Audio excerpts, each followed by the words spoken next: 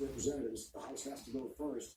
In what you're hearing about the Biden approach to taxes, is that possible with a Democratic majority in the House of Representatives?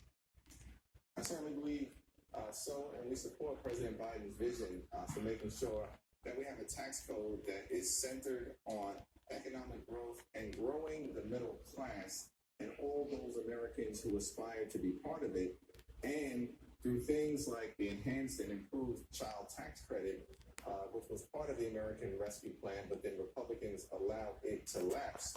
We want to be able to restore it in the most robust fashion, because it was an incredible tax cut for working families, for low-income families, and for middle-class families in terms of returning money into their pockets that could be used for day-to-day expenses. It was a spectacular success.